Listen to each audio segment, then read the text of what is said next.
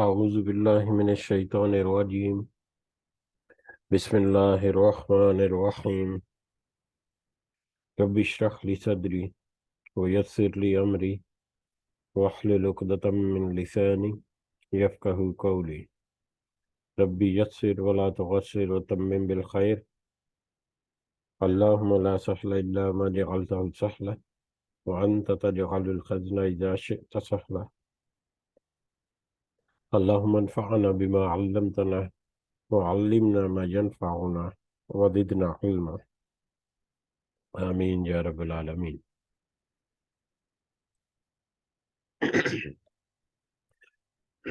آج ہم انشاءاللہ اللہ کے خاص فضل و کرم سے، اس کی خاص رحمت اور توفیق سے ہم سورہ لقمان کی آیت نمبر 29 سے آنورڈ اپنا سبق دیکھیں گے اور کچھ آیات کو سمجھنے کی کوشش کریں گے. سب سے پہلے ہم اسی کی حمد اور اسی کا شکر اور اسی کی تعریف کرتے ہیں جس نے ہمیں اس قابل بنایا، جس نے ہمیں یہ سہولتیں اور یہ وسائل اور یہ بے شمار نعمتیں عطا فرمائی، جس نے ہمیں رزق عطا فرمایا، جس نے ہمیں مہلت عطا فرمائی، اور خاص کر جس نے ہمیں ان لوگوں میں شمار فرمایا جو اس بابرکت کلام کو سمجھنے کی کوشش کرتے ہیں. اللہ تعالیٰ سے خاص دعا ہے کہ اس کوشش میں ہمیں استقامت نصیب فرمائے، اس کوشش کا صحیح پھل ہمیں اس دنیا میں اور خاص کر آخرت میں ہمیں اللہ تعالیٰ عطا فرمائے، اپنی اور اپنے ساتھیوں کی اصلاح کرنے کی توفیق عطا فرمائے، اور دنیا اور آخرت کی کامیابی اور بہا اور فلاح اور اپنا خاص فضل و کرم ہمارے شامل حال کرے. آمین یا رب العالمین. اس سے پہلے کل کی قرآن مجلس میں ہم نے جو آیات پڑھی تھیں، آیت نمبر 20 سے لے کے آیت نمبر 20 تک، اس کا ترجمہ ایک دفعہ یاد دہانی کے لیے دہراتے ہیں، جس میں اللہ تعالیٰ نے فرمایا آیت نمبر 20 سے آنورڈ: کیا تم نہیں دیکھتے کہ اللہ تعالیٰ نے زمین و آسمان کی ہر چیز کو تمہارے کام میں لگا رکھا ہے یا تمہارے لیے مسخر کر دیا گیا ہے، اور تمہیں اپنی ظاہری اور باطنی نعمتیں بھرپور دے رکھی ہیں. بعض لوگ اللہ کے بارے میں بغیر علم کے اور بغیر ہدایت کے اور بغیر روشن کتاب کے جھگڑا کرتے ہیں، اور جب ان سے کہا جاتا ہے کہ اللہ کی اتاری ہوئی وحی کی تابع داری کرو تو کہتے ہیں کہ ہم نے تو جس طریق پر اپنے باپ دادوں کو پایا ہے اسی کی تابع داری کریں گے، اگرچہ شیطان ان کے بڑوں کو دوزخ کے عذاب کی طرف بلاتا ہو. اور جو شخص اپنے آپ کو اللہ کے تابع کر دے اور ہو بھی وہ نیکوکار، یقیناً اس نے ایک مضبوط کڑا تھام لیا، اور تمام کاموں کا انجام اللہ ہی کی طرف ہے. کافروں کے کفر سے آپ رنجیدہ نہ ہوں، آخر ان سب کا لوٹنا تو ہماری ہی طرف ہے، پھر ہم ان کو بتائیں گے جو انہوں نے کیا ہے. بے شک اللہ تعالیٰ سینوں کے تمام بھیدوں کو خوب اچھی طرح سے واقف ہے. ہم انہیں کو کچھ یوں ہی سا فائدہ دے دیں گے، لیکن بالآخر ہم انہیں نہایت بے چارگی کی حالت میں سخت عذاب کی طرف پھنکا لیے جائیں گے. اگر آپ ان سے دریافت کریں کہ آسمان اور زمین کا خالق کون ہے تو یہ ضرور جواب دیں گے کہ اللہ. تو کہہ دیجئے کہ سب تعریفوں کے لائق اللہ ہی ہے، لیکن ان میں سے اکثر بے علم ہے. آسمانوں میں اور زمین میں جو کچھ ہے وہ سب اللہ ہی کا ہے، یقیناً اللہ تعالیٰ سب بہت بڑا بے نیاز اور سزاوار حمد و ثنا ہے. روئے زمین کے تمام درخت اگر قلم بن جائیں اور تمام سمندر اگر سیاہی، اور اس کی مدد کو 7 اور سمندر ہوں تو بھی اللہ کے کلمات ختم نہیں ہو سکتے. بے شک اللہ تعالیٰ غالب اور حکمت والا ہے. تم سب کی پیدائش اور مرنے کے بعد جلانا ایسا ہی ہے جیسے ایک جی کا، بے شک اللہ تعالیٰ سننے والا اور دیکھنے والا ہے۔ یہ کل کا ہمارا سبق تھا، جس میں اللہ تعالیٰ نے پھر کچھ اپنی بڑی قدرت کی نشانیوں میں سے ایک دو نشانیوں کی طرف ذکر کیا، اور اس میں خاص کر جو ہم نے کل دیکھا تھا کہ کل کی پہلی آیت جو ہم نے پڑھی تھی، آیت نمبر 20، کہ اس میں انسان کے لیے اس پوری کائنات کی چیزوں کو کس طرح سے مسخر کر دیا ہے، چاہے انسان اس سے خود فائدہ حاصل کر لے یا انسان کو پتہ ہی نہیں، لیکن وہ ساری چیزیں انسان کے فائدے کے لیے براہ راست یا بلا واسطہ کچھ نہ کچھ کام انجام دے رہی ہیں۔ اور اس کے علاوہ اللہ تعالیٰ کی نعمتیں، جو ظاہری نعمتیں اور باطنی نعمتیں، ظاہری نعمتیں جن کو تو انسان پہچانتا ہے، جن کی سمجھ رکھتا ہے، جن کے بارے میں کچھ سمجھ بوجھ، اگر وہ تھوڑا سا سوچ وچار کرے تو اس کو سمجھ لگتی ہے کہ یہ چیزیں، یہ دنیا کی مخلوق، یہ دنیا کی اللہ تعالیٰ کی خلقت جو ہے، یہ انسان کی کس طرح سے انسان کے کام آ رہی ہے، یا کس طرح سے اللہ تعالیٰ کی نعمت کے طور پر انسان ان سے فائدہ اٹھا رہے ہیں۔ اور اس کے ظاہری چیزوں کے علاوہ باطنی چیزیں جن کا تو اسے علم ہی نہیں، جن کا تو اسے پتہ ہی نہیں، وہ تو لامحدود ہیں۔ اور ہم دیکھتے ہیں کہ جیسے جیسے وقت گزرتا جا رہا ہے کہ بہت ساری چیزیں ہمیں پتہ چلتی جا رہی ہیں، اور یہ آیت جو ہے اور وسیع ہمارے معنی ہمارے سامنے رکھتی ہے، لیکن اس کے باوجود لا تعداد اور بے شمار نعمتیں ایسی ہیں جن کا انسان پتہ ہی نہیں کہ کس کس طرح سے اللہ تعالیٰ نے اس کو نعمتیں عطا کر رہی ہیں، وہ اس کی طرف دھیان ہی نہیں رکھتا، نہ ہی اس کے وہم و گمان میں آتی ہیں۔ بہرحال بڑھتے ہیں آج ہمارے اگلے سبق کی طرف۔ آج کا سبق ہمارا آیت نمبر 29 سے انورڈ ہے۔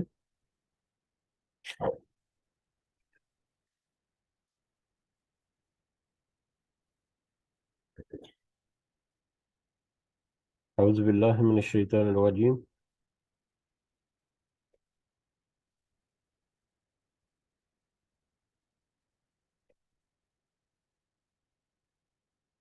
علم ترى، کیا نہیں آپ نے دیکھا، ان اللہ، کہ بے شک اللہ، یولج اللیلہ، کہ وہ داخل کرتا ہے رات کو، فی النہاری، دن میں، کہ وہ داخل کرتا ہے رات کو دن میں۔ یہ داخل کرنا جو ہے، یہ بتدریج داخل کرنا ہے، آرام آرام سے، یا اوور لیپنگ کرتے ہوئے داخل کرتا ہے، یا اوور لیپنگ کرتے ہوئے تبدیل کرتا ہے اللیل فی النہاری، رات کو دن میں۔ وَيُؤْلِجُ اللَّيْلَ وَيُؤْلِجُ النَّهَارَ فِي اللَّيْلِ، اور وہ داخل کرتا ہے یا بتدریج وہ تبدیل کرتا ہے النہار فی اللیل، دن کو رات میں۔ رات کو دن میں داخل کرنا اور دن کو رات میں داخل کرنا، اس میں بھی اللہ تعالیٰ کی بڑی نشانیوں میں سے ایک بہت بڑی نشانی ہے، جو بہت ہی واضح ہے۔ روزانے کی بنیاد پر انسان جو ہے وہ اس کو آبزرو کرتا ہے، اس کا مظہر، اس کا یہ نظارہ جو ہے وہ روزانہ کی بنیاد پر کرتا ہے، لیکن اس میں اللہ کی جو قدرت کی نشانیاں ہیں اس کو اگر وہ پرکھنا چاہے تو بہت ساری ایسی چیزیں ہیں جو اس کی عقل میں، اس کی موٹی سی عقل میں ضرور آ جائیں گی، لیکن اس کے باوجود بے شمار ایسی چیزیں ہوں گی جو اس کے عقل میں یا اس کے شعور میں ابھی تک نہیں آئیں، اور ہو سکتا ہے کہ کل کو اور بھی باتیں آ جائیں، لیکن اس کے باوجود وہ ساری کی ساری باتوں کو احاطہ نہیں کر سکے گا، جیسا کہ ابھی ذکر ہوا کل کی آیت کے حوالے سے، کہ ظاہری اور باطنی نعمتیں، جو نعمتیں ظاہر ہیں یا جو نعمتیں ظاہر ہونے والی ہیں کل کو نئی تحقیق اور نئی ٹیکنالوجی اور نئی ریسرچ کے نتیجے میں، لیکن اس کے باوجود بے شمار چیزیں ایسی ہوں گی جن کو وہ پہچانتا نہیں ہوگا، یا جو ابھی تک اس کے سامنے نہیں آئی ہوں گی۔ دن کو رات میں داخل کرنا بتدریج، اور رات کو دن میں داخل کرنا، یہ بھی صرف اللہ تعالیٰ کی طرف سے ہے، اور یہ بھی اللہ کی قدرت کی بڑی نشانیوں میں سے ایک نشانی ہے کہ دن کی زندگی اور رات کی زندگی میں کس طرح سے فرق ہے، کس طرح سے یہ دونوں طرح کی زندگی جو ہے انسان کے لیے ضروری ہے، کس طرح سے یہ دونوں طرح کی زندگی اس پوری زمین کے اوپر جو زندگی کا جو لائف سائیکل ہے اس کو برقرار رکھنے کے لیے ضروری ہے کہ بہت سارے ایسے فینومنا ہے یا بہت سارے ایسے قدرتی عوامل ہیں جو رات کے وقت طے پاتے ہیں یا انجام پاتے ہیں یا دن کے وقت انجام پاتے ہیں۔ پودوں کی مثال جو ہے وہ بہت اچھی ہے کہ پودے جو ہے وہ دن میں عام طور پر خوراک جو ہے وہ مطلب اپنی تیار کرتے ہیں سورج کی روشنی میں، جو فوٹو سنتھسس کا عمل ہوتا ہے ان کے پتوں کی پتوں سے، اور رات کے وقت میں وہ مطلب اس خوراک کو کنزیوم کرتے ہیں۔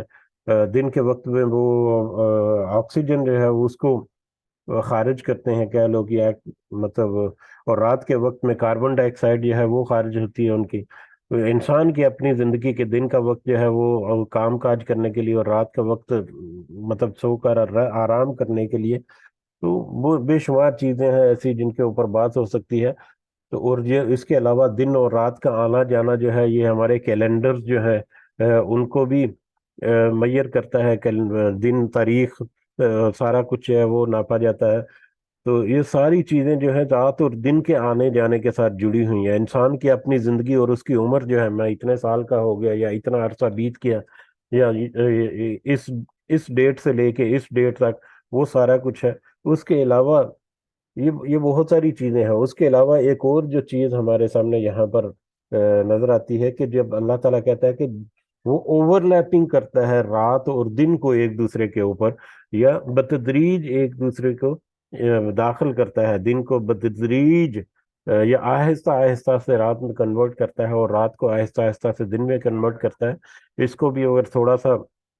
دیکھا جائے، مزید زوم کر کے اس کو اگر دیکھا جائے، تو ہم دیکھتے ہیں کہ جب دن کی شروعات ہو رہی ہے رات کے یا اندھیرے کے بعد، تو دن کی بھی دو تین اوقات ایسے ہیں جن میں ایک مختلف طرح کے یا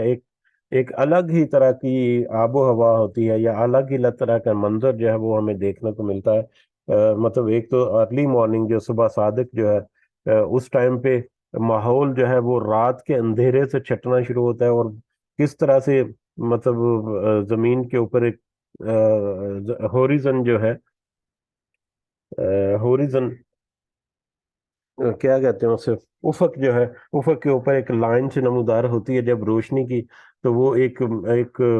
ایک الگ ہی وہاں پر منظر ہوتا ہے۔ اور جب ہلکی ہلکی سی لو پھوٹتی ہے اور ہلکا ہلکا سا اجالا ہوتا ہے، اس وقت کی آب و ہوا اور اس وقت کے پرندوں کے چہچہانا اور اس وقت کی جو ماحول ہے، وہ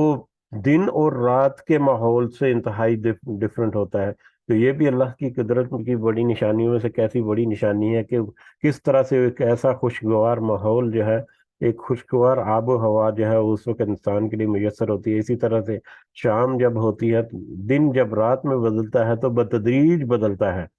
تو رات کے سوری شام کے وقت میں جو افق کے اوپر جس طرح سے مطلب نظارہ ہوتا ہے، اور جس طرح سے آب و ہوا جو ہے گرم سے واپس معتدل کی طرف اور یا مطلب ٹھنڈا ٹھنڈے موسم کی طرف جاتی ہے، تو یہ بھی ایک نظارہ جو ہے یہ الگ ہے۔ اس میں الگ سی زندگی ایک نظر آتی ہے ہمیں، اس میں الگ آب و ہوا جو ہے وہ نظر آتی ہے۔ اس کے علاوہ دن اور رات کا یہ اوور لیپ کرنا ایک اور بات، کہ اگر تو جس طرح سے مطلب سڈنلی آن اور آف ہوتا ہے، جس طرح سے لائٹ کو اگر آپ سوئچ کریں، سوئچ آن اور سوئچ آف کریں، ایک انسان ہے وہ مطلب کوئی آدمی اگر سویا ہوا ہے، تو سڈنلی اس کی کمرے کی لائٹ جو ہے آف کر دیں، تو اس کی آنکھیں جو چندیا جائیں گی، یا اچانک مطلب ہو سکتا ہے وہ کوئی گڑبڑا کر اٹھ جائے یا مطلب انکمفرٹیبل ہو جائے۔ لیکن بتدریج اللہ تعالیٰ نے اس کا ذکر کیا کہ اس میں بھی اللہ تعالیٰ کی بہت ساری حکمت کی نشانیاں ہیں کہ سڈنلی نہیں کر لیں۔ اس کے علاوہ دن کا گھٹنا اور بڑھنا جو ہے، یہ بھی اسے اشارہ کرتا ہے کہ کبھی دن کا کچھ حصہ رات لے لیتی ہے، اور کبھی رات کا کچھ حصہ جو ہے وہ دن لے لیتا ہے۔ جیسا کہ ہم دیکھتے ہیں کہ گرمیوں میں، گرم موسم میں دن جو ہے وہ بڑے ہوتے ہیں اور رات جو ہے وہ چھوٹی ہوتی ہے۔ دن جو ہے تقریباً کو 14-15 گھنٹے کا بھی یا 13-14 گھنٹے کا بھی ہو جاتا ہے۔ مختلف ملکوں میں مختلف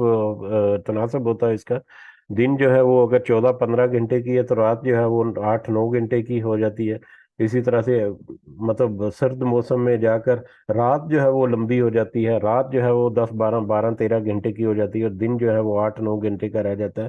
تو یہ جو دن کا گھٹنا بٹنا بڑھنا جو ہے رات اور دن کا، یہ بھی کہا جاتا ہے کہ کس طرح سے رات کا کچھ حصہ جو ہے وہ دن لے لیتا ہے، اور دن کا کچھ حصہ جو ہے وہ رات لے لیتی ہے۔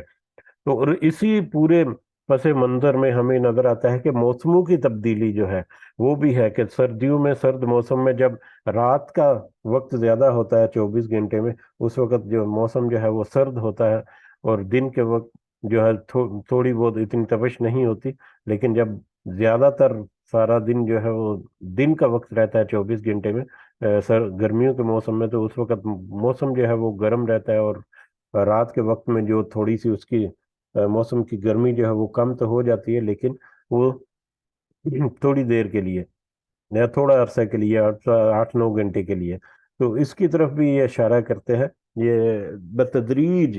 ایک دوسرے کے اوپر اوور لیپ کرنا رات اور دن کا، اور یہ اللہ تعالیٰ کی بڑی قدرت کی نشانیوں میں سے ایک نشانی ہے، جس کا نظارہ ہم روزانہ کی بنیاد پر کرتے ہیں۔ بہرحال اور بھی بہت سارے پہلو پہ بات ہو سکتی ہے، اشارہ ہمارے لیے الحمدللہ کافی ہے، اور دیکھیں صرف اشارہ کی بات کریں ہم تو اس میں بھی کتنا پوائنٹس ہیں وہ نکل آتے ہیں، اور کبھی اگر ڈسکس کریں اس کو، اس میٹر کو ون بائی ون پارٹیسپیٹ کر کے، تو مطلب سبحان اللہ، ایک ایک آیت کے اوپر کتنی کتنی وسعت جو ہے وہ ہمیں ملتی ہے۔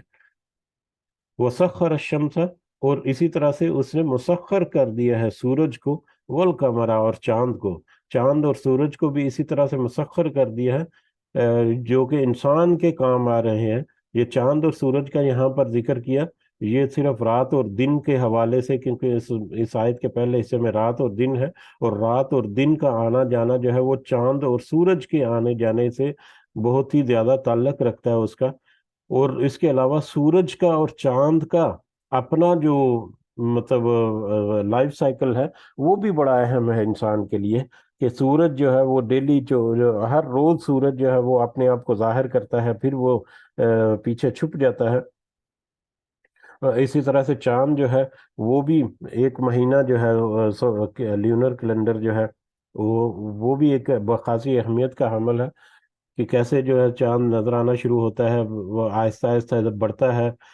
14 15 13 14 15 کو وہ اپنی مطلب پی کو، اپنی جوانی کی پوری عمر کو پہنچتا ہے وہ چاند، پھر وہ بڑھاپے کی طرف چلتا ہے، چلتا آہستہ آہستہ سے وہ ختم ہو جاتا ہے، انسان کی زندگی کی طرح، یا پوری روئے زمین کے اوپر جتنی زندگی آباد ہے ان ساری زندگیوں کی طرح، کہ ایک وقت آتا ہے کہ وہ زندگی جو ہے وہ نمودار ہوتی ہے اس زمین کے اوپر، اپنی جوانی کو پہنچتی ہے، پھر آہستہ آہستہ سے معدوم ہو جاتی ہے۔ تو یہ سورج اور چاند جو ہے، اس میں بھی بہت ساری نشانیاں ہیں، اور پھر اس کا چلنا آگے پیچھے ایک دوسرے کے آنا جانا، اور اپنے ہی محور کے گرد، اور پھر زمین کے محور کے گرد چاند کا گھومنا، اور سورج کا بھی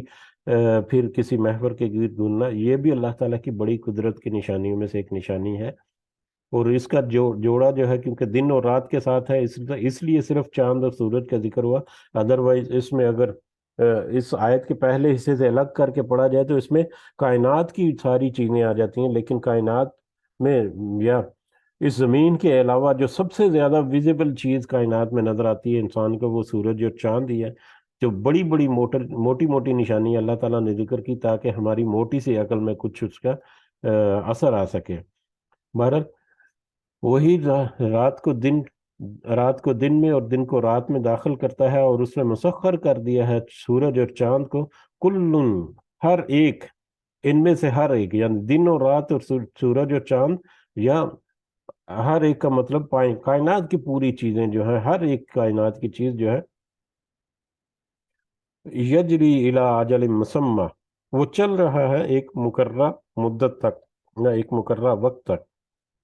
یہ سارے جو مظاہر نظر آ رہے ہیں، دن اور رات کا آنا جانا، اور سورج اور چاند کا یہ آنکھ مچولی کھیلنا ہمارے ساتھ روزانہ کی بنیادوں پر، یہ سارا سلسلہ جو ہے یہ اللہ تعالیٰ نے قائم و دائم رکھا ہوا ہے، لیکن یہ قائم و دائم رکھا ہوا ہے ہر چیز الی اجل مسمى، ایک مقررہ وقت تک۔ اس کی سائنٹیفکلی ہمیں بھی ایکسپلینیشن ملتی ہے کہ یہ سارا کچھ جو ہے ایک ایک مطلب ہمیشہ کے لیے نہیں ہے. ایک وقت آئے گا کہ یہ سارا کچھ جو ہے وہ تلپٹ ہو جائے گا، سارا کچھ جو ہے وہ نیست و نابود ہو جائے گا، اور سارا کچھ جو ہے وہ ختم ہو جائے گا. اور ہم آج سے کچھ صدیوں پہلے تو یقیناً اس کے اوپر کوئی اتنی تحقیق نہیں تھی، اور نہ ہی کہ اتنی معلومات تھی. صرف زبانی کلامی باتیں جو ہے وہ ان کے اوپر تھوڑا سا اعتقاد یا ایمان رکھنا ہوتا تھا. اور کس طرح سے ہم ہمارے پہلے بزرگ جو ہیں جنہوں نے اس دین کو، اس کے اوپر اپنا ایمان رکھا، وہ کس طرح سے بہت ساری چیزیں جو ہے غیب کی اس کے اوپر ایمان لاتے تھے. اور آج ہمارے لیے ان کو سمجھنا بہت آسان ہے. گو کہ آج بھی بے شمار ایسی چیزیں ہیں جو غیب کی ہیں جن کے اوپر ایمان رکھنا ہمارا ضروری ہے. لیکن بہت ساری چیزیں تو انفولڈ ہو چکی ہیں جو ہمارے اس ایمان کو تقویت دینے کے لیے بہت اہم ہے. جیسا کہ یہی سورج اور چاند کا یا سورج کا نکلنا اور روزانہ کی بنیاد پر اور غروب ہونا، صبح طلوع ہونا اور غروب ہونا ایک خاص مدت تک ہے. اس کے سلسلے میں ایک حدیث بھی ہے. اس ایک حدیث بھی ہے، ایک تھوڑی سی لمبی حدیث ہے، جس میں نبی کریم صلی اللہ علیہ وسلم نے حضرت ابو ذر رضی اللہ تعالیٰ عنہ سے فرمایا کہ جانتے ہو کہ سورج کہاں جاتا ہے یا کہاں غروب ہوتا ہے؟ تو ابو ذر رضی اللہ تعالیٰ عنہ کہتے ہیں کہ میں نے کہا اللہ اور اس کے رسول صلی اللہ علیہ وسلم خوب جانتے ہیں.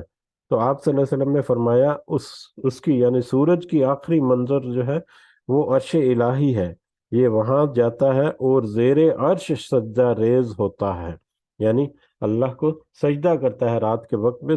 زیر عرش کے نیچے جا کر، پھر وہاں سے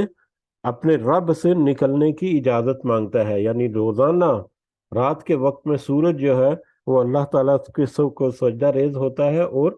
اجازت مانگتا ہے کہ کیا میں واپس طلوع ہو جاؤں کہ نہیں. ایک وقت آئے گا کہ اس کو کہا جائے گا یا سورج کو کہا جائے گا کہ تو جہاں سے آیا تھا وہیں لوٹ جا، کیونکہ سورج جو ہے وہ مشرق سے سفر کرتا کرتا مغرب کی طرف گیا اور مغرب میں غروب ہو گیا، اور پھر غروب ہونے کے بعد وہ اللہ کو سجدہ ریز ہو کر اس سے دعا کرتا ہے اور اس سے اجازت طلب کرتا ہے دوبارہ سے طلوع ہونے کی مشرق کی طرف سے. لیکن اللہ تعالیٰ اسے کہیں گے کہ تو جہاں سے آیا تھا وہیں لوٹ جا. یعنی مغرب کی طرف سے غروب ہو کر آیا تھا تو اللہ تعالیٰ کہیں گے کہ واپس مغرب کی طرف لوٹ جا. تو اس طرح سے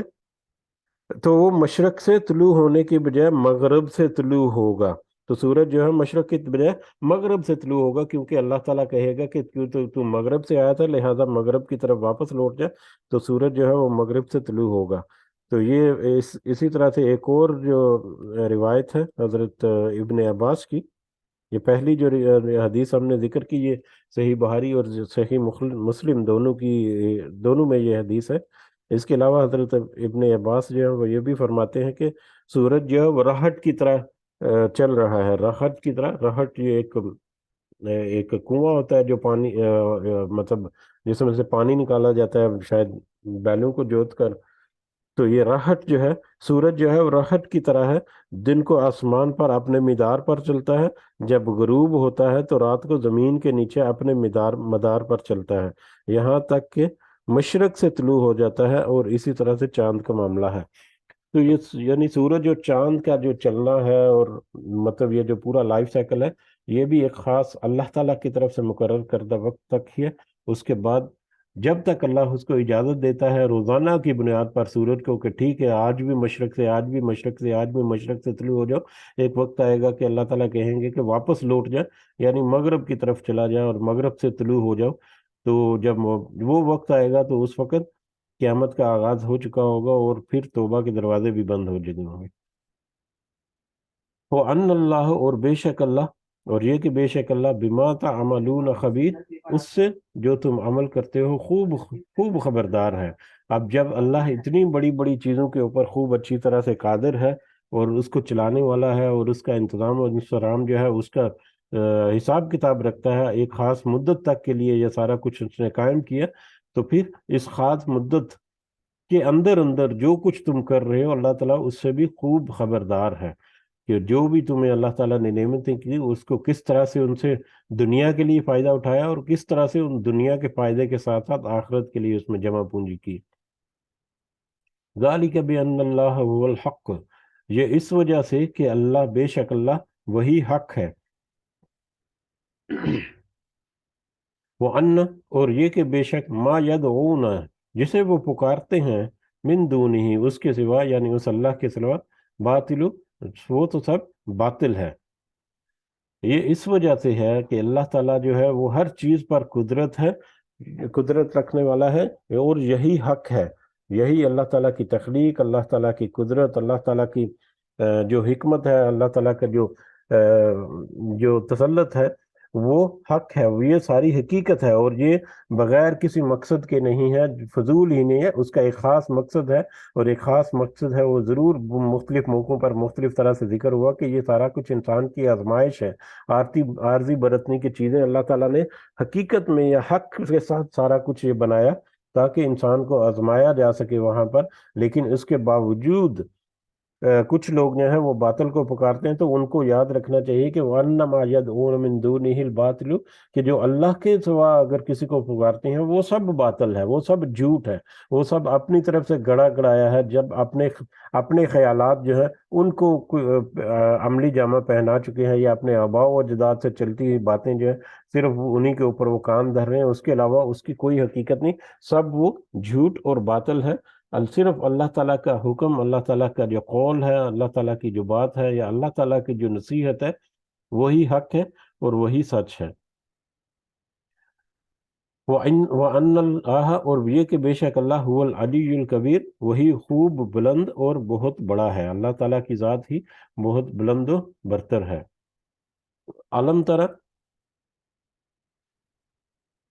کیا نہیں آپ نے دیکھا، ان الفلک، کہ بے شک کشتیاں، تجری چلتی ہیں، فی البحر سمندر میں، بنعمت اللہ، اللہ کی مہربانی سے یا اللہ کی نعمت سے، لیوریکم، تاکہ وہ دکھائے تمہیں، من آیاتی ہی، اپنی نشانیوں میں سے کچھ۔ یہ کشتیوں کا چلنا جو ہے، کیا تم نہیں دیکھتے کہ کشتیاں جو سمندر میں چلتی ہے یہ بھی اللہ کی خاص مہربانی سے چلتی ہیں، اور تاکہ تم ان میں بھی اللہ کی کچھ نشانیوں کا مظہر جو ہے وہ دیکھو، یا اللہ تعالیٰ کی کچھ نشانیوں کا نظارہ کرو وہاں پر بھی۔ کشتیوں کا سمندر میں چلنا آج کل ہمیں یہ بڑی عام سی سادہ سی بات نظر آتی ہے، لیکن یہ اتنی سادہ سی بات نہیں ہے کہ کشتیاں جو ہے، ایک تو یہ اللہ تعالیٰ کی قدرت کاملہ جو ہے کس طرح سے کہ ایک پانی جیسا مایا جو ہے، لکوڈ جو ہے، جس کے اندر سوئی جو ہے وہ بھی ڈوب جاتی ہے، لیکن ایک خاص ٹیکنالوجی اور خاص ٹیکنیک کے تحت جو بنائی گئی بڑی بڑی جو کشتیاں ہیں، بحری جہاز ہیں، جو ہزاروں ٹن وزن جو ہے وہ اٹھا کر اس میں چلتی ہیں، تو وہ ڈوبتے نہیں ہیں۔ وہ کس طرح سے وہ بیلنس کرتا ہے، وہ جہاز جو ہے، بحری جہاز، اور پانی کی قوت اچھال جو ہے اس کے ساتھ میں کس طرح سے بیلنس ہوتی ہے، یہ تو اللہ تعالیٰ کی ایک بڑی قدرت کی نشانیوں سے ایک نشانی ہے۔ اس کو اگر سائنٹیفکلی دیکھا جائے تو سائنٹیفکلی بھی بہت ہی یہ خوبصورت مثال ہے اللہ تعالیٰ کی قدرت جو ہے اس کو ظاہر کرنے کے لیے۔ بہرحال اس کے علاوہ بھی اگر دیکھتے ہیں تو پہلے زمانوں میں تو بادبانی کشتیاں ہوتی تھی، لیکن آج کے زمانے میں جو بحری جہاز اور لیٹسٹ ماڈل جو کشتیاں ہیں، وہ کشتیاں بھی جو سمندر کے بیچوں بیچ میں چلتی ہیں تو اللہ تعالیٰ کی مہربانی سے چلتی ہیں۔ انسان کی اپنی ٹیکنالوجی جتنی بھی ہو، وہاں پر جو ہوا جو ہے اس کا دباؤ کس طرح سے معتدل رہتا ہے، کہ لہریں جو ہیں وہ سمود ہوتی ہیں اور زیادہ طغیانی وغیرہ نہیں ہوتی، اور وہ اس کے اوپر جو کشتیاں جو چلتی ہیں، اور کشتیاں یا بحری جہازوں کا چلنا آج بھی اگر ہم دیکھیں تو دنیا میں جو تجارت ہے اور مال کی جو نقل و حرکت ہے، جو سامان کی نقل و حرکت ہے، وہ ساری زیادہ تر اب بھی وہ سمندر کے راستوں کے ذریعے ہوتی ہے، بحری جہازوں کے ذریعے ہوتی ہے۔ بے شک ہوائی جہاز جو ہے وہ کتنی ہی بڑی بڑی انہوں نے بنا لی ہے، یا کتنے ہی لیٹسٹ بنا لیے، لیکن پھر بھی ان کے اوپر ٹرانسپورٹ کرنا سامان کو وہ ابھی بھی محدود ہے۔ لیکن ایک بحری جہاز کے اوپر سینکڑوں کنٹینر یا ہزاروں ٹن وزنی جو سامان ہے، وہ ایک جگہ سے دوسری جگہ تک نقل و حمل ہوتا ہے، اور دنیا کا میرا لے 70-80% سے زیادہ جو مال جو ٹرانسپورٹ ہوتا ہے، آتا جاتا ہے مختلف ملکوں میں، وہ سارا سمندر کے ذریعے ہوتا ہے، بحری جہازوں کے ذریعے ہوتا ہے۔ تو یہ اللہ تعالیٰ کی کتنی بڑی ایک قدرت ہے، کہ قدرت کاملہ ہے، جو یہاں پر ذکر ہوئی، جس کی طرف اشارہ کیا گیا اور اس میں کتنی کتنی نعمتیں چھپی ہیں، صرف انسان جو ہے اس کو مطلب سوچ سمجھ لے تو بہت سارا آتا ہے اس میں۔ ہوا کا چلنا، ہوا کا دباؤ سمندر کے اوپر، کہ اس طرح سے بیلنس کر کے اس کا ہوا کا دباؤ، کہ اس میں تھوڑا سا بھی تغیر آ جائے، تھوڑا سا بھی ہوا کا دباؤ کم یا زیادہ دونوں طرف ہو جائے، کم ہو جائے تو پھر بھی، زیادہ ہو جائے تو پھر بھی، سمندر کی تہہ کے اوپر یا سمندر کی سطح کے اوپر ہوا کا دباؤ، تو وہ لہریں جو ہے وہ موجزن ہونا شروع ہو جاتی ہیں، وہ آپے سے باہر ہو جاتی ہیں، اور ایسی صورت میں مطلب وہاں پر کشتیوں اور جہازوں کے چلنا جو ہے وہ بہت ہی مشکل ہو جاتا ہے۔ اور اگر آج ہم دیکھیں تو بہت شاذ و نظر، بہت کم ہمیں پتہ چلتا ہے کہ کوئی بحریات کوئی سمندر میں مطلب غرق ہو گیا یا ڈوب گیا، چلتا رہتا پتہ، لیکن دیکھیں اس طرح کے حادثے جو ہے وہ تو روڈ کے اوپر بھی بے شمار ہوتے ہیں، بہت سارے ہوتے ہیں، روزانہ کی بنیاد پر کتنے ہی کتنے ہوتے ہیں، لیکن سمندر میں اس طرح سے روزانہ کی بنیاد پر ہم دیکھتے ہیں کہ اس طرح سے حادثے جو ہیں وہ الحمدللہ نہیں ہوتے، کہ کس طرح سے اس سفر کو بھی اللہ تعالیٰ نے محفوظ کر دیا انسان کے لیے، کہ اس میں بھی پھر وہ اللہ کی نشانیاں ڈھونڈے۔ لیکن اسی سفر میں پھر کبھی اللہ تعالیٰ آزما بھی لیتا ہے، وہ آزمائش جو ہے وہ اگلی آیت میں ہم دیکھتے ہیں کہ کیا ہوگی۔ بہرحال کشتیوں کا چلنا سمندر میں، سمندر کے بیچوں بیچ، یہ بھی اللہ کی نشانیوں میں سے، اس کی مہربانی کی نشانیوں میں سے کچھ نشانیاں ہیں، لیکن اس کے لیے جو غور و فکر کرتا ہے۔ ان فی ذالک، بے شک اس میں، آیات لآیات، یقیناً نشانیاں ہیں، لکل صبار، ہر ایک صابر کے لیے، شکور، اور شکر کرنے والوں کے لیے۔ اس میں یقیناً نشانیاں ہیں بڑے صابر لوگوں کے لیے اور شکر گزار لوگوں کے لیے، یا اس کو دوسرے انداز سے یہ ایسا بھی پڑھا جا سکتا ہے کہ ان نشانیوں کا صحیح فائدہ تو انسان وہی کر سکتا ہے جو صبر اور شکر کرنے والا ہو، کہ یہی سمندر جو ہے جب اس سے وہ آسودگی اور فائدہ اس کو ملتا ہے تو وہ اس کے اوپر وہ شکر ادا کرتا ہے۔ لیکن اگر کوئی آزمائش آ جاتی ہے، اگر کوئی مصیبت اس کے اوپر پڑ جاتی ہے، مصیبت نہیں ہوتی، اللہ تعالیٰ کی طرف سے آزمائش ہوتی ہے، جو صبر اور شکر کرنے والا بندہ جو ہے اس کے لیے وہ آزمائش ہوتی ہے اللہ تعالیٰ کی طرف سے، اور زیادہ مضبوط کرنے کے لیے ایمان کو، اللہ کے اور زیادہ قریب ہونے کے لیے۔ تو ایسی کوئی آزمائش اللہ تعالیٰ اگر اس کے اوپر ڈال دے تو وہ اور زیادہ صبر کرنے لگ جاتا ہے۔ تو صبر اور شکر کرنے والے جو ہیں ان لوگوں کے لیے یہ اللہ کی نشانیاں جو ہے وہ انتہائی کارآمد ہے، فائدہ مند ہے، کہ وہ ان صبر اور شکر کر کے ان نشانیوں سے دنیا میں بھی وہ آسودگی حاصل کرتا ہے، اور آخرت کی آسودگی تو پھر اللہ تعالیٰ اس کے نصیب میں لکھ ہی دیتا ہے، یا اللہ تعالیٰ آخرت میں اس کی آسودگی جو ہے وہ اس کو ضرور عطا فرمانے والا ہے۔ وَإِذَا غَشِيَهُمْ، اور جب ڈھانپ لے انہیں، موجن، کوئی موج، اور جب یہ سمندر میں جب چلتی ہے بحری جہاز یا کشتیاں وغیرہ، تو جب انہیں کوئی موج ڈھانپ لے، کَالظُّلَلِ، سائبانوں کی طرح، سائبانوں کی طرح اگر موج انہیں ڈھانپ لے، یعنی موج جو ہے، لہریں جو ہیں وہ آپے سے باہر ہو جائے سمندر میں، تو پھر دعوا اللہ، تو وہ پکارتے ہیں اللہ کو۔ جب سمندر میں وہ طوفان آ جاتا ہے یا سمندر میں لہریں جو ہے وہ بے قابو ہو جاتی ہیں اور جہاز جو ہے وہ خطرے میں پڑ جاتا ہے، اور اس قدر شدید خطرے میں پڑتا ہے کہ وہاں پر کوئی ان کو آسرا نظر نہیں آتا، تو اس صورت میں یا اس مصیبت کی اس گھڑی میں پھر وہ دعوا اللہ کہ وہ پکارتے ہیں اللہ کو، اس گھڑی میں مصیبت کی وہ صحیح معنوں میں اللہ کو پکارتے ہیں، مخلصین لہ الدین، خالص کرنے والے اسی کے لیے دین کو، یعنی اسی دین کو یا اللہ ہی کی طرف، خاص اللہ کی دین کی طرف یا اللہ کی طرف متوجہ ہو کر صحیح معنوں میں دل کی گہرائیوں سے اس وقت وہ اللہ کو پکارتے ہیں، جب وہ اس مصیبت میں پہنچ جاتے ہیں کہ اب تو اللہ کے علاوہ ان کو کوئی چھٹکارا دینے والا نہیں اس مصیبت سے۔ فلما نجاہم، پھر وہ جب وہ نجات دیتا ہے انہیں، الی البر، خشکی کی طرف، فمنہم مقتصد، تو ان میں سے کوئی ایسا ہے جو سیدھے راہ پر قائم رہنے والا ہے۔ یہ کافی دفعہ پہلے یہ آیت جو ہے اس سے ملتی جلتی آیات گزری، کہ جب سمندر میں ان کے اوپر مطلب مصیبت کی گھڑی آن پڑتی ہے تو پہلے پہل تو وہ اپنے خداؤں کو پکارتے ہیں، لیکن جب دیکھتے ہیں کہ یہ معاملہ جو ہے وہ ٹل نہیں رہا اور بلکہ اور زیادہ شدید ہو رہا ہے، تو پھر وہ صحیح معنوں سے اپنے دل کی گہرائیوں میں جو چھپا ہوا جو اللہ کا تعارف ہے اس کو پھر وہ ظاہر کرتے ہیں، اور پھر وہاں پر اس خاص اللہ کو خاص نیت، خالص نیت کے ساتھ اس کو پکارتے ہیں۔ اور یقیناً ایسی سچویشن میں جب انسان ہوتا ہے تو یقیناً اپنے دل میں یہ وعدے اور یہ ضرور کرتا ہے کہ میں اب ایسا نہیں کروں گا، مجھے جب آسانی مل جائے گی تو میں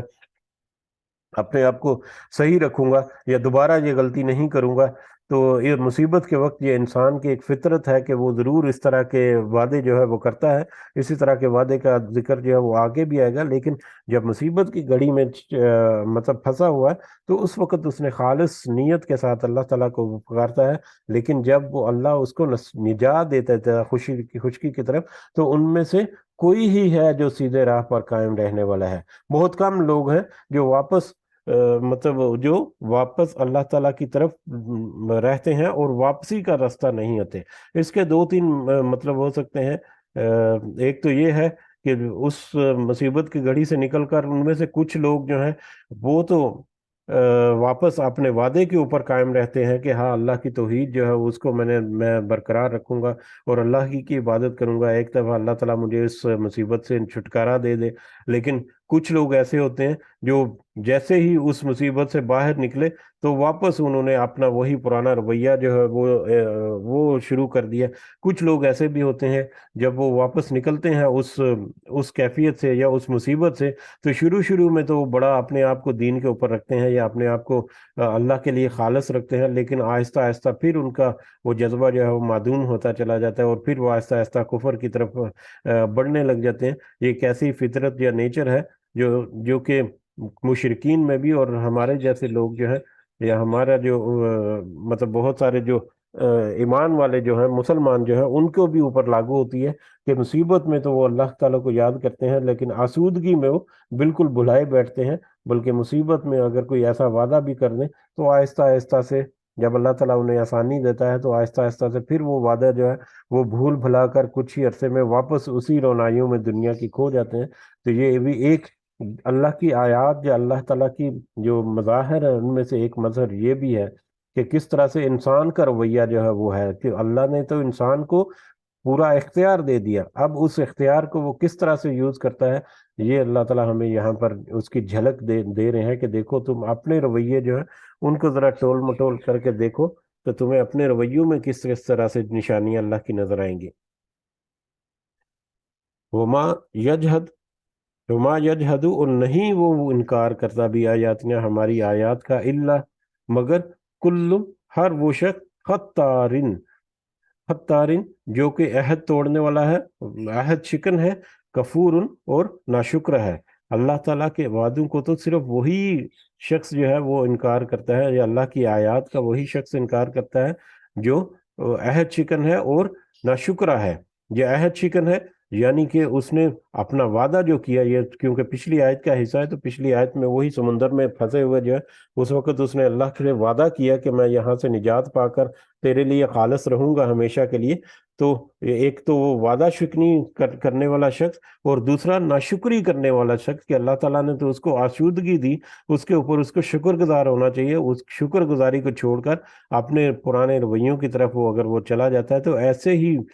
وعدہ خلاف اور ناشکرے جو ہیں وہی ہیں جو ہماری آیت کا انکار کرنے والے ہیں۔ ادروائز جو ان آیتوں سے نصیحت پکڑ کر اپنی اصلاح کرنے والے ہیں ان کو یقیناً اللہ تعالیٰ دنیا کے ساتھ ساتھ آخرت میں بھی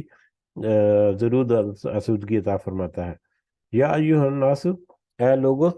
اتقو تم سب ڈرو ربکم اپنے رب سے، اے لوگو تم سب اپنے رب سے ڈرو،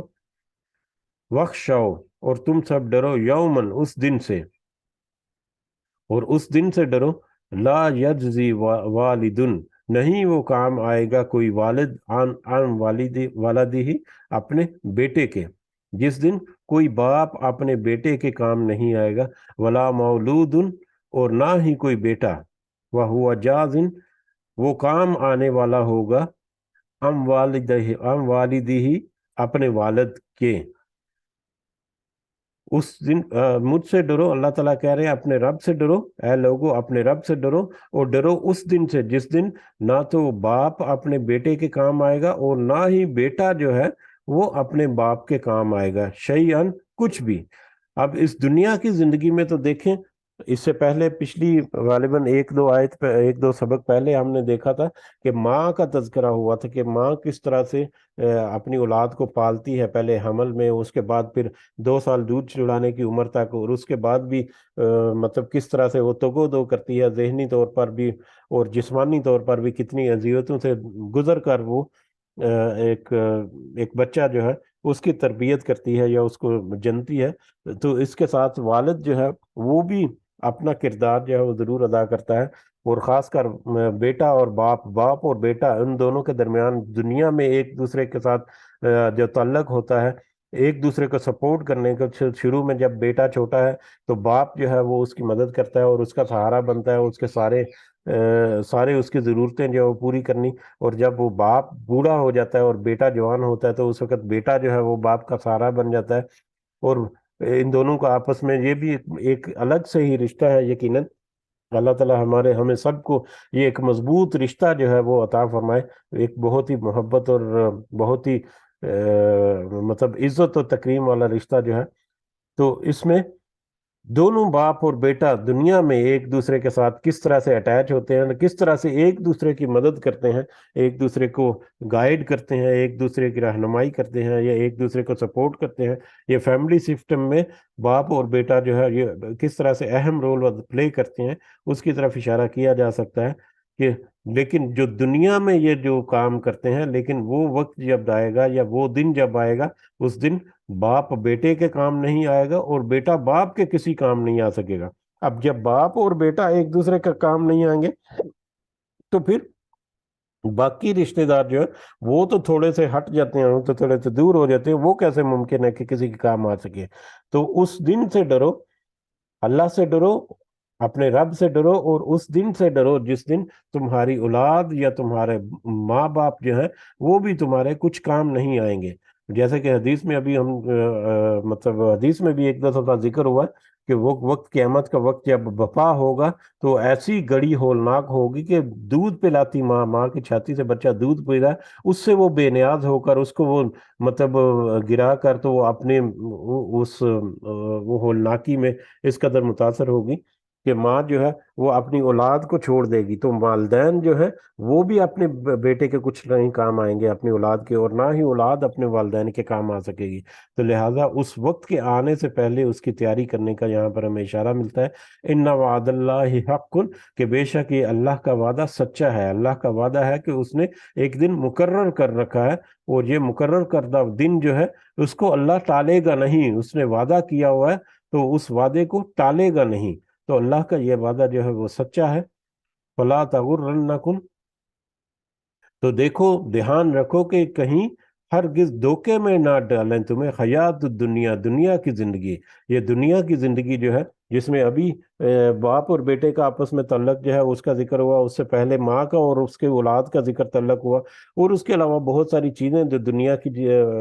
اس میں ہمارے پاس اللہ تعالیٰ نے ذکر کی، دنیا کے اوپر آسودگی اللہ تعالیٰ کی طرف سے جو آتی ہے، دنیا کے اوپر جو اللہ تعالیٰ کی نعمتیں ہیں اور رزق عطا کرتا ہے، ہر ایک کو کرتا ہے، چاہے وہ اللہ کی عبادت کرے یا نہ کرے، لیکن اللہ تعالیٰ سب کو یہ رزق جو ہے وہ عطا فرماتا ہے۔ تو اس رزق سے فائدہ جو ہے وہ دنیا اور آخرت دونوں کا لینا ہے، صرف دنیا کا نہیں لینا ہے۔ تو یہ دنیا کی دھوکے کی زندگی جو ہے کہیں، یا دنیا کی زندگی جو ہے کہیں تمہیں دھوکے میں نہ ڈال دے۔ دنیا جو ہے وہ دھوکہ ہے، اس کو پہلے بھی ایک دو دفعہ ذکر ہو چکا ہے کہ دنیا میں اگر تم آسانی سے رہو گے تو آخرت میں تمہیں مشکل ہوگی، لیکن دنیا میں اگر کچھ صبر اور شکر کرو گے، اللہ کے احکامات کی پاسداری کرتے ہوئے کچھ کمپرومائز کرو گے، کچھ مطلب کہیں پر اگر اپنی انکم کو حلال رکھنے کے لیے تھوڑا سا کم بھی کمانا ہو تو وہ کرو گے، اپنے والدین کے ساتھ حسن سلوک کرو گے، دوسرے معاملات میں کچھ کمپرومائز کر کے حسن سلوک کرو گے، تو یقیناً اس کی یہ چیزیں جو ہے یہ انسان کی آزمائش ہے، اور اس کے اوپر تھوڑا سا صبر کرنا پڑتا ہے، تھوڑا سا کمپرومائز کرنا پڑتا ہے، تھوڑا سا نقصان برداشت کرنا پڑتا ہے، کسی کی مدد کرنی ہے تو کسی کو اپنے مال میں سے خرچ کرنا، یا ایون کہ میرا خیال ہے قرضہ دینا جو ہے وہ بھی انسان جو ہے وہ مدد کرتا ہے در حقیقت، کہ اگر کسی کو ضرورت کے وقت میں اس کو قرضہ دے کر بعد میں اگر واپس بھی لے لیا تو یہ بھی اس کی ایک بہت بڑی اس کی ایک کوشش ہے، جس کے اوپر اس کو صبر کرنا ہوتا ہے۔ تو دنیا کی زندگی کہیں تمہیں دھوکے میں نہ ڈال دے، اس کو ذرا دھیان سے رکھنا، کیونکہ ایک وقت آئے گا جب تمہاری ماں باپ جو ہے وہ بیٹے اولاد کی، اور اولاد ماں باپ کی بھی مدد نہیں کر سکیں گے۔ تو دیکھو دنیا کی زندگی جو ہے وہ کہیں تمہیں دھوکے میں نہ ڈال دے، ولا یا اور یہ دھوکے کی زندگی جو ہے وہ بہت سارے پہلو کے اوپر بات ہو سکتی ہے، بہت ساری پرکشش چیزیں ہیں جو شیطان جو ہے وہ بڑا مطلب پرکشش انداز میں پیش کرتا ہے، دھوکہ دیتا ہے انسان کو، در حقیقت شیطان جو ہے کہ دیکھو یہ جو ہے یہی تمہاری اصل زندگی ہے، اس میں فائدہ اٹھا لو، تمہیں راحت ملے گی، تمہیں سکون ملے گا، تمہیں آسانیاں ملے گی، تمہیں مال و دولت بڑا ملے گا۔ تو دنیا کی زندگی میں شیطان کے وسوسے جو ہیں یہ بہت بڑے وسوسے ہیں، جو انسان کو ورگلا کر ہمیشہ مطلب دھوکے میں ڈالے رکھتا ہے، یا ورگلا ضرور چھوڑتا ہے، کوشش ضرور کرتا رہتا ہے اس کا۔ وَلَا يَغُرَّنَّكُمْ، اور ہرگز نہ دھوکے میں ڈالیں تمہیں، باللہ اللہ کے بارے میں، الغرور دغا باز، بہت دغا باز۔ دغا باز یہاں پر شیطان کا مطلب ایکسپلین کیا گیا، یا شیطان کی طرف اشارہ دیا گیا، لیکن دغا باز اگر کہیں تو شیطان جو ہے شیطانوں کے روپ میں انسان بھی ہوتی ہیں، من الجنت والناس۔ ہم نے سورہ ناس کی آخری آیت جو ہے وہ تو ہمیں پتہ ہی ہے کہ اللہ تعالیٰ سے پناہ مانگتے ہیں کہ ان شیطانوں سے بھی اور جنوں سے بھی، شیطانوں میں بھی، شیطانوں کے علاوہ شیطانوں کے چیلے جو ہیں وہ انسانوں کی شکل میں بھی بے شمار جو ہیں وہ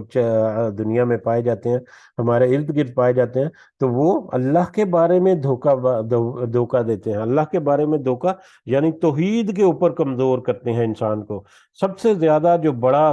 جو ٹارگٹ ہے شیطان کا وہ یہی ہے کہ کسی نہ کسی طرح سے انسان کو اللہ کی عبادت سے ہٹا کر اس سے شرک کرایا جائے، یہ اس کی سب سے بڑی کوشش ہے، اور اس میں وہ کبھی کامیاب بھی ہو جاتا ہے۔ اس میں مجھے اچانک یاد آ گئی برسیسا کی مثال ہم نے پڑھی تھی، برسیسا کی سٹوری ہم نے بڑی ڈیٹیل سے پڑھی تھی، کیونکہ ابھی وقت ہمارے پاس زیادہ نہیں ہے، کبھی موقع ملے گا تو ہم اس کو یاد دہانی کے لیے ضرور پڑھیں گے کہ کس طرح سے ایک پرانے زمانے کا ایک بہت ہی اعلیٰ مطلب عبادت گزار اور پرہیزگار شخص جو ہے کس طرح سے وہ ایک ایسا گناہ کبیرہ کر بیٹھا شیطان کے وسوسے اور شیطان کے جو چالے ہیں ان میں آ کر، اور ایک وقت یہ آیا کہ جب اس کو سزائے موت دے دی گئی، جب اس کو پھانسی دے دی گئی یا سزائے موت جب دے دی گئی، تو اس وقت وہ شیطان جو ہے وہ حاضر ہوا، اس وقت کے یا اس دور کا ایک بہت ہی بڑا عالم اور بہت ہی بڑا عبادت گزار بندہ تھا برسیسا، جس کی بات ہو رہی ہے کہ وہ اس نہج تک پہنچ گیا کہ اس کو قتل کرنے کا اشارہ یا قتل کرنے کا حکم دے دیا گیا۔ وہاں پر اس نے اپنے آپ کو ظاہر کیا شیطان نے کہ دیکھو میں یہ سارا کچھ میرا ہی کیا درا ہے، تو اگر تم ابھی مجھے سجدہ کر دو تو میں تمہیں یہ اس موت سے بھی بچا لوں گا۔ تو وہ برسیسا نے اپنی زندگی کو بچانے کے لیے شیطان کو سجدہ کر دیا، اور جیسے ہی اس نے شیطان کو سجدہ کیا تو شیطان نے کہا کہ میں تو اس اللہ سے ڈرتا ہوں جو تیرا بھی رب ہے اور میرا بھی رب ہے، اور یہ کہہ کر مطلب وہ شیطان جو ہے وہاں سے کنی کترا گیا اور اس کو قتل کر دیا گیا، اور کس طرح سے وہ پھر شرک کی زندگی یا شرک کے ساتھ اس کا خاتمہ ہوا۔ تو یہ دنیا کے دھوکہ دینا انسان کو شیطان کا سب سے بڑا جو ہے ہتھیار جو ہے، بہت طرح کے ہتھیار ہیں ان شیطان کے پاس، جس سے وہ انسان کو اس کی روحانی زندگی سے ہٹا کر اس کی مادی زندگی کی طرف اس کی توجہ مبذول کراتا ہے، اور اس کی انتہائی کوشش ہوتی ہے کہ کسی طرح سے یہ اللہ تعالیٰ کی نافرمانی کرتا رہے، اور اس قدر نافرمانیوں میں بڑھ جائے کہ اللہ کے ساتھ شرک کرنے لگ جائے، تاکہ کم از کم شرک کرے گا کوئی تو یہ کنفرم تو ہو جائے گا کہ یہ جہنم میں جائے گا، اور جہنم میں بھیجنا اس کا مقصد ہے۔ تو دیکھو یہ ان شیطانوں سے، چاہے وہ انسانوں میں ہے یا شیطانوں میں سے ہے، ان کے وسوسے یا ان کے جو فریب ہیں یا ان کے جو بہکاوے ہیں یا ان کے جو سبز باغ ہیں، کہیں ان سے تم دنیا کی زندگی میں دھوکہ نہ کھا لینا۔ بہت کلیئرلی اللہ تعالیٰ نے ذکر کر دیا یہاں پر، ہمارے سامنے آیت کھول کر رکھ دی، اور بہت ساری احادیث اور بہت ساری دوسری اس کی سپورٹنگ جو روایات ہیں وہ ہمیں اور بھی زیادہ انفارمیشن دیتی ہے۔ اس کے باوجود اگر کوئی نہ مانے، اپنی منمانی کرے اور اپنے ہی طریقے کے اوپر چلتا رہے، تو پھر یقیناً اللہ تعالیٰ کی طرف سے حجت تو پوری ہو چکی، حجت قائم ہو چکی۔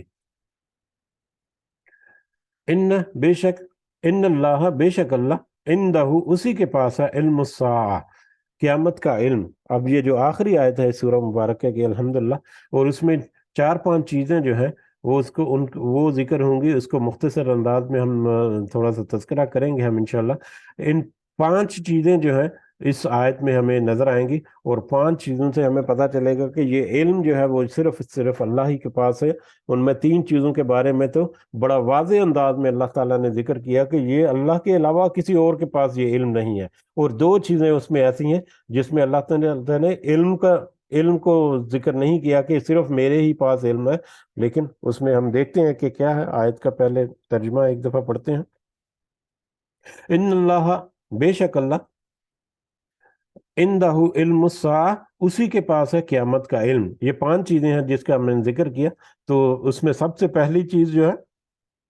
کہ اللہ ہی کے پاس ہے کہ علم الساعہ، گھڑی کا، گھڑی سا جو ہے وہ گھڑی ہے، قیامت کی گھڑی یا قیامت کا علم. قیامت کی گھڑی کب ہوگی یا کب قیامت قائم ہوگی، یہ تو صرف اور صرف اللہ ہی کو جانتا ہے. ویسے قیامت کی بہت ساری نشانیاں جو ہے وہ اللہ تعالیٰ نے ذکر کی، قرآن مجید میں ہے، نبی کریم صلی اللہ علیہ وسلم کی بہت ساری احادیث میں بھی ہمیں ملتا ہے. قرب قیامت کی بہت ساری نشانیاں جو ہے اس کا بھی ذکر ہمیں ملتا ہے کہ قیامت کے قریب کیا کیا حالات و واقعات ہوں گے. لیکن اس کے باوجود قیامت کی گھڑی کب ہوگی، کب قیامت قائم ہوگی، یہ صرف اللہ ہی کو پتہ ہے، اس کے علاوہ کسی کو پتہ نہیں ہے. تو اسی کے پاس ہے قیامت کا علم یا قیامت کی گھڑی کہ کب وہ قائم ہوگی. وَيُنَزِّلُ، اور وہ نازل کرتا ہے الغیث، بارش کو، اور اللہ جو ہے وہ بارش کو نازل کرتا ہے. اب یہاں پر ہم بعد میں دیکھتے ہیں اس کو کہ کیا ہے. یہاں پر اللہ تعالیٰ نے ذکر کیا کہ اللہ تعالیٰ بارش کو نازل کرتا ہے. یعنی بارش کو یہاں پر یہ ذکر نہیں کیا کہ صرف اللہ ہی کو پتہ ہے کہ کب بارش نازل کرنی ہے یا کہاں بارش نازل کرنی ہے، لیکن اللہ نے ذکر کیا کہ اللہ ہی بارش کو نازل کرتا ہے. بارش کا آنا یہ اللہ تعالیٰ کی قدرت کی بڑی نشانی میں سے ایک نشانی ہے. اس کو میں تفصیل سے پڑھا، لیکن یہ اللہ تعالیٰ کے آگے علم کے احاطے میں بھی یہ بھی ہے کہ وہ بارش کو کہاں پر برسائے گا، کب برسائے گا، کہ کس وقت برسائے گا، اور کب وہاں سے وہ اس کو چھٹا دے گا. یہ سب اللہ ہی کے علم میں ہے. آج کل جو میٹرولوجی ہے، جو یا کیا کہتے ہیں، یہ جو محکمہ بنا ہوا ہے اس کے لیے، جو محکمہ موسمیات جسے کہتے ہیں، تو یہ محکمہ موسمیات جو ہے وہ بہت ساری پیشین گوئیاں تو ضرور کرتا ہے کہ آج فلاں علاقے میں بارش ہوگی اور کتنی بارش ہوگی، زیادہ ہوگی یا کم ہوگی، یا آج موسم جو ہے وہ گرم رہے گا اور وہاں پر بارش نہیں ہوگی. وہ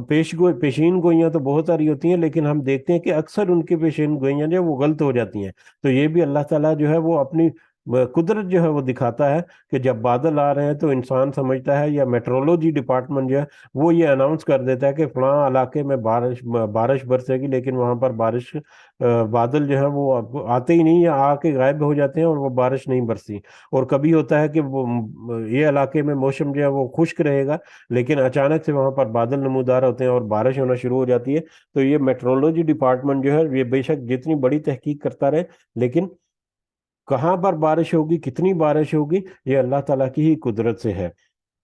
اور وہ نازل کرتا ہے بارش کو. نمبر 2. نمبر 3، وَيَعْلَمُ مَا فِي الْأَرْحَامِ، اور وہ جانتا ہے جو کچھ ہے رحموں میں، ماں کے پیٹوں میں جو کچھ ہے وہ اس کو جانتا ہے. اب کچھ عرصہ پہلے تب یہ بڑا اعتراض کیا جاتا تھا اس آیت کے اس ٹکڑے کے اس حصے کے حوالے سے، کہ کیونکہ قرآن مجید میں لکھا ہوا ہے کہ صرف اللہ ہی جانتا ہے کہ رحموں کے اندر کیا ہے. لیکن ہمیں پتہ ہے کہ ہم دیکھ لیتے ہیں کہ مطلب ماں کے پیٹ میں جو بچہ ہے وہ جنس کیا ہے، مرد ہے یا عورت ہے، لڑکا ہے یا لڑکی ہے، تو ہمیں تو پتہ چل جاتا ہے آج کل. تو یہ قرآن کی آیت کے اوپر، لیکن یہاں پر تو یہ دلالت ہی نہیں کہ مطلب کسی ایک چیز کی طرف اشارہ کیا کہ اب ماں کے پیٹ کے اندر کیا ہے یا رحم کے اندر کیا ہے، جو بچہ اس دنیا میں آنے والا ہے اس کا کردار کیسا ہوگا، اس کا عمل کیسا ہوگا، اس کی عمر کتنی ہوگی، وہ کہاں پر رہے گا، کہاں پر بڑا ہوگا، کہاں پر وہ موت آئے گی اسے، اور تقوی کے معاملے میں کتنا ہوگا، مال و دولت اس کو کتنی ملے گی، عزت اور شہرت کتنی ملے گی، دنیا میں وہ با کردار ہوگا یا بد کردار ہوگا. اس طرح کے جتنے کردار ہیں اس کے، جو دنیا میں معاشرے میں رہنے بہنے کے ہیں، وہ انسان جو ہے اس کو نہیں جان سکتا اس سے پہلے. تو یہ ایسی چیزیں ہیں جو صرف اور صرف اللہ تعالیٰ ہی جانتا ہے۔ اور اس کے علاوہ اگر ہم اس کو تھوڑا سا مزید وسعت میں دیکھیں تو آج انسان کے مطلب ایک ماں جو ایک بچہ جو ہے پیدا ہو رہا ہے، تو کون جانتا ہے کہ اسی بچے کے آگے چلتے چلتے اولاد میں کوئی ایسا بندہ ہو جو دنیا کا بہت بڑا لیڈر بن کر سامنے آ جائے، روحانی اعتبار سے بھی یا دنیاوی اعتبار سے بھی۔ یا کون جانتا ہے کہ یہ بچہ جو ہے والدین جو ہے یا ماں جو ہے وہ تو بڑی پاک باز اور پرہیزگار تھی، اور خدا نخواستہ اولاد جو ہے وہ اس قدر بعد میں جا کر بد کردار ہوگی، یا آئندہ آنے والی نسلوں میں کیا ہونے والا ہے۔ تو ماں کے رحموں کے اندر مطلب کیا پل رہا ہے اور کیا وہ دنیا میں بچہ آئے گا، اس کا جو مستقبل ہے اس کے بارے میں کوئی نہیں جانتا۔ تو یہ در حقیقت جو آیت ہے یہ بھی بہت مختلف پہلوؤں کو اپنے اندر سمیٹے ہوئے ہے۔ صرف ایک ہی پہلو جس کے اوپر اعتراض کیا جاتا تھا وہ نہیں ہے، اور نہ ہی اس کی طرف کوئی ڈائریکٹ اشارہ کیا گیا ہے کہ اللہ تعالیٰ ہی جانتا ہے کہ اس ماں کے پیٹ میں جو بچہ ہے اس کی جنس کیا ہے۔ اس کی جنس کا تو یہاں پر ذکر ہی نہیں ہے۔ اور یہ بھی دیکھیں کہ قرآن کی خوبصورتیوں میں سے ایک خوبصورتی کے اوپن آیات ہیں، کھلی آیات ہیں، اور جیسا کہ کئی دفعہ تذکرہ کیا کہ بس آپ اس کے اوپر ریسرچ کرتے جائیں، آپ اس کے اوپر غور و فکر کرتے جاؤ، آپ کے اوپر وہ انفولڈ ہوتی چلے جائے گی۔ ایک آیت کا ایک حصہ آپ نے تھوڑی سی تحقیق کی، اس کی آپ کو سمجھ لگی، آپ کو جب سمجھ لگے گی تو آپ کو اگلی تحقیق کی ضرورت پڑ جائے گی کہ ہاں ایسا تھا اگر، تو ہاں یہ کیسے ہوا، اچھا یہ اگر ایسے ہوا تو پھر یہ کیسے ہوا۔ تو ایسی کھلی آیات اور ایسی واضح آیات ہیں کہ ان کے اوپر غور و فکر کرتے جاؤ، اور اپنا جو ایمان ہے اس کو مضبوط کرتے جاؤ، اور اپنا جو اس کی وسعت جو ہے اس کو پہچانتے چلے جاؤ، لیکن اس کی وسعت کو پھر بھی کوئی پہنچ نہیں سکتا۔ بہرحال نمبر 3 چیز کیا تھی کہ وہ جانتا ہے جو کچھ رحموں میں ہے، اور نمبر 4 ہے وَمَا تَدْرِي نَفْسٌ، اور نہیں جانتی کوئی جان مَاذَا تَكْسِبُ، کہ کیا کمائی کرے گی۔ کوئی جان اپنے بارے میں یہ نہیں جانتی کہ کیا کمائی کرے گی غدن، کل کو آئندہ آنے والے کل یعنی ٹمارو، کل کو وہ کوئی جان یہ نہیں جانتی کہ وہ کیا کمائی کرے گی یا کیا وہ کام کرے گی۔ اب دیکھیں یہ پہلا جو تھا اس میں کہ قیامت کے بارے میں یہ اللہ تعالیٰ نے کہا کہ صرف اللہ ہی کے پاس علم ہے۔ دوسری اور تیسری بات جو اس میں ذکر ہوئی کہ بارش کے بارے میں یہ نہیں کہا کہ صرف میرے پاس ہی علم ہے، اللہ کی قدرت کا اللہ نے اپنی قدرت کا یہاں پر ہمیں اشارہ دے دیا کہ بارش کا برسنا، بارش کس جگہ پر برسے گی، کب برسے گی، یہ اللہ تعالیٰ کی قدرت سے ہے۔ لیکن انسان اس میں کچھ کوشش کر کے کچھ تخمینے یا کچھ ایسٹیمیٹ جو ہے وہ ضرور کر لیتا ہے۔ اسی طرح سے رحموں کے اندر کیا ہے، جیسا کہ ابھی ذکر ہوا کہ تھوڑا بہت تخمینہ تو وہ لگا لیتا ہے، ماں باپ کے کردار سے آگے بچے کا کردار جو ہے وہ کس طرح سے ہوگا، یا اس کی جنس کا جیسے ابھی ذکر ہوا، تو تھوڑا بہت انسان جو ہے وہ جان لیتا ہے، لیکن اصل حقیقت کو جاننا جو ہے یا دور وہ کل کو کیا ہونے والا ہے وہ اس کے بارے میں نہیں جان سکتا، اس اولاد کے بارے میں جو ماں کے رحموں میں ہے۔ اسی طرح سے چوتھی چیز جو ذکر ہوئی اس کے بارے میں پھر آ گیا نفی کہ کوئی جان نہیں جانتی کہ وہ کل کو کیا کرے گی، کیا کمائے گی۔ یعنی انسان آج وہ جو کچھ بھی کر رہا ہے کل اس کا کیسا ہوگا اس کو کچھ پتا نہیں۔ تو کل اس کے لیے ہو سکتا ہے کیونکہ اللہ تعالیٰ کوئی ایسی نعمت آ جائے تو انتہائی غربت میں اچانک وہ ان کے دن جو ہیں وہ پھر گئے، جس کو کہتے ہیں دن پھر گئے، اور بڑے اچھے دن آ گئے۔ اور یہ بھی ہو سکتا ہے کہ بڑے بڑے امپائر ہیں اور اچانک کوئی معاملہ ایسا ہوا اور سارے کا سارا کاروبار جو ہے وہ ٹھپ ہو گیا۔ تو کل کیا ہونے والا ہے، کل اس کا اپنا کردار جو ہے وہ بھی اس کو نہیں پتا، کہ کبھی آزمائش آ گئی تو اس میں وہ ناشکری کر گیا، یا آزمائش آئے گی تو اس میں اور بہت زیادہ اللہ کا شکر ادا کرنا شروع کر دیا۔ ایمان کے میٹر میں، دنیا کے میٹرز میں، بہت سارے میٹرز میں کل کیا ہونے والا ہے وہ کوئی انسان جو ہے، کوئی جان جو ہے وہ نہیں جان سکتی۔ تو یہ بھی اللہ تعالیٰ کی طرف صرف اللہ ہی جانتا ہے کہ کل کو انسان کیا کرے گا یا کیا کمائی کرے گا، کیا کمائے گا۔ اور آخری اور پانچویں چیز جو ہے اس میں وما تدری نفس، اور نہیں جانتی کوئی نفس، یعنی کوئی شخص یا کوئی جان یہ نہیں جانتی بِأَيِّ أَرْضٍ، کہ کس زمین پر تموت وہ مرے گا، کس زمین پر وہ مرے گا، یہاں کہاں اس کو موت آئے گی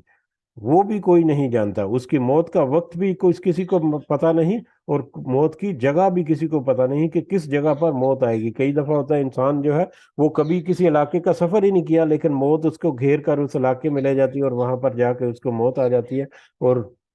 مطلب یہ موت کی جگہ جو ہے موت کا وقت بھی اللہ تعالیٰ کو معلوم ہے، لیکن یہاں پر موت کی جگہ کا ذکر ہوا کہ کس جگہ پر اس کو موت آئے گی، یہ بھی صرف اللہ تعالیٰ ہی جانتا ہے۔ تو یعنی 5 چیزیں جو ہے اس آیت میں ذکر ہوئی ہیں۔ ان اللہ علیم خبیر، بے شک اللہ تعالیٰ خوب علم رکھنے والا اور خوب ہر چیز سے خبردار ہے، باخبر ہے، ہر چیز کو جاننے والا بھی ہے اور ہر چیز کی خبر رکھنے والا بھی ہے۔ اسی آیت مبارکہ کی نسبت سے ایک حدیث بھی ہے، حدیث میں بھی آتا ہے، یہ صحیح بخاری کی اور صحیح بخاری کی حدیث ہے، صحیح بخاری میں ہے کہ اللہ کے سوا کوئی 5 چیزیں ایسی ہیں، 5 چیزیں مفاتیح الغائب ہیں۔ مفاتیح الغائب یعنی غیب کی کنجیاں ہیں یا غیب کی چابیاں ہیں۔ 5 چیزیں جو ہیں وہ غیب کی کنجیاں ہیں جنہیں صرف اللہ کے سوا کوئی نہیں جانتا۔ ان میں سے ایک جو ہے وہ قرب قیامت کی علامات تو سب کو پتا ہے، لیکن قیامت کب وقوع پذیر ہوگی یہ کسی کو نہیں پتا، نمبر 1۔ اور نمبر 2 بارش کا معاملہ، کہ بارش کب ہوگی، کہاں ہوگی، کیسے ہوگی، اور کتنی ہوگی۔ یہ سارے جتنے مرضی انسان تخمینے لگاتا رہے، لیکن اصل جو حقیقت ہے وہ تو اللہ تعالیٰ کے ہی علم میں ہے۔ اور اس کی طرح سے نمبر 3 جو ہے رحم مادر میں کیا ہے، ظاہری اعتبار سے تو بے شک اس کی جنس وغیرہ کا پتہ چل بھی جائے، لیکن اس کے اوصاف کیسے ہیں، بچہ ہے یا مطلب نیک بخت ہوگا یا بد بخت ہوگا، اور دوسرے تیسرے معاملات جو ہیں۔ اس کے علاوہ چوتھا جو ہے انسان کل کو کیا کرے گا، اس کا دین کا معاملہ کیسا ہوگا، دنیا کا معاملہ کیسا ہوگا، کل کو آنے والے اس کے حالات کیا ہوں گے، وہ انسان نہیں جانتا۔ اور 5واں جو ہے موت کہاں آئے گی، یعنی کہ کس گھر میں آئے گی، کس جگہ پر آئے گی، کس وطن میں آئے گی، جوانی میں ہوگی یا بڑھاپے میں ہوگی۔ اور یہ ساری چیزیں جو ہے ایک حدیث جو ہے اس میں بھی یہ 5 چیزوں کا ذکر ہے کہ یہ 5 چیزیں جن کو صرف اللہ تعالیٰ جو ہے وہ پوری طرح سے جانتا ہے، لیکن انسان جو ہے وہ اس کو نہیں جو ہے جان سکتا۔ اور اس میں سے 3 چیزیں، 5 میں سے خاص کر 3 چیزیں جس کے بارے میں تو اللہ تعالیٰ نے واضح طور پر بتا دیا کہ صرف اللہ ہی جانتا ہے، انسان نہیں جانتا۔ اور 2 چیزوں کے بارے میں اللہ نے یہ نہیں کہا ان آیات میں کہ صرف وہی جانتا ہے، کچھ تھوڑا بہت انسان جو ہے وہ اپنی تحقیق کے ذریعے یا اپنی ریسرچ کے ذریعے کچھ اس میں اندازے ضرور لگا سکتا ہے، لیکن ان کی بھی اصل حقیقت اور اصل حیثیت اور اصل کیفیت اور اصل وقت اور اصل جو اس کا مستقبل ہے وہ صرف اللہ ہی جانتا ہے، اس کے علاوہ کوئی انسان نہیں جان سکتا۔ اور بے شک اللہ تعالیٰ جو ہے وہ خوب علم رکھنے والا ہے ہر چیز کا، کیونکہ اسی نے یہ چیز بنائی، اسی نے یہ چیز تخلیق کی، اسی نے ہر چیز کو انتظام اور انصرام کرنے والا ہے، اس لیے وہ خوب اچھی طرح سے ہر چیز کو جاننے والا ہے اور ہر چیز سے باخبر بھی ہے، خبردار بھی ہے کہ کون کیا کر رہا ہے، چاہے وہ ظاہری طور پر کرے، چاہے وہ چھپ کر کرے، چاہے وہ دل میں خالی ارادہ بھی کر لے، اللہ تعالیٰ تو اس کو بھی خوب اچھی طرح سے اس سے بھی خبردار ہے، اس کو بھی خوب اچھی طرح سے اس سے بھی باخبر ہے۔ الحمدللہ یہاں پر ہماری یہ سورہ مبارکہ جو ہے یہ بھی مکمل ہو گئی۔ اللہ تعالیٰ سے دعا ہے کہ اس سورہ میں ہم نے جو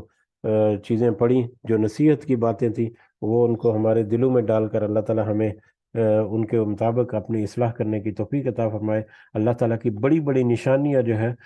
جن کو ہم روزانہ کی بنیاد پر، جن کو ہم آبزرو کرتے ہیں، جن کو ہم دیکھتے ہیں، لیکن ان سے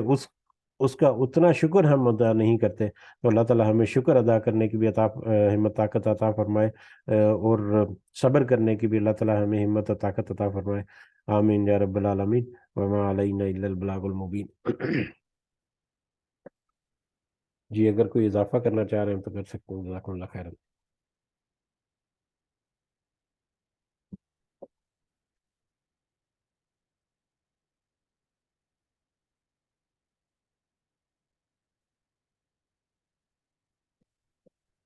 جی اختتام کی طرف بڑھتے ہیں مجلس کے۔ سب کے لیے دعا ضرور کیا کریں، اللہ تعالیٰ ہم سب کا حامی و ناصر ہو۔ ہم یہ جو کوشش کر رہے ہیں اللہ تعالیٰ ہمیں اس کا اجر دے، اللہ تعالیٰ ہم سب کو اس کے اوپر قائم رہنے کی اور اس سے نصیحت حاصل کرنے کی ہمت طاقت و توفیق دے۔ اللہ تعالیٰ ہمارے والدین کے ساتھ اپنا خاص فضل و کرم رکھے، جس دنیا میں حیات ہیں اللہ تعالیٰ انہیں صحت سے بھرپور زندگی عطا فرمائے، ہمیں اور ہمارے والدین کو اور سب کو ارذل العمر سے اللہ تعالیٰ محفوظ رکھے۔ جو اس دنیا سے گزر گئے ہمارے والدین اور ہمارے جتنے دیگر احباب اور سارے مومنین اور مومنات، اللہ تعالیٰ سب کو اپنے خاص فضل و کرم سے جنت الفردوس میں اعلیٰ مقام عطا فرمائے۔ دنیا میں ہماری جو کوششیں ہیں اللہ تعالیٰ ان کو دین کے لیے خالص کر دے ہمیں، اللہ تعالیٰ ہمیں جو ہمارے مسائل ہیں، جو ہماری پریشانیاں ہیں، جو ہمارے مسئلے مسائل ہیں، ان میں اپنی خاص مدد ہمارے شامل حال کرے۔ ربنا آتنا فی الدنیا حسنہ وفی الآخرۃ حسنہ وقنا عذاب النار۔ ربنا ظلمنا انفسنا وان لم تغفر لنا وترحمنا لنكونن من الخاسرین۔ ربنا تقبل منا انك انت السميع العليم وتب علينا انك انت التواب الرحيم۔ سبحان ربك رب العزة عما يصفون وسلام على المرسلين والحمد لله رب العالمين۔ سبحانك اللهم وبحمدك أشهد أن لا إله إلا أنت أستغفرك وأتوب إليك۔ جزاكم الله خيرا كثيرا۔ السلام علیکم ورحمۃ اللہ وبرکاتہ۔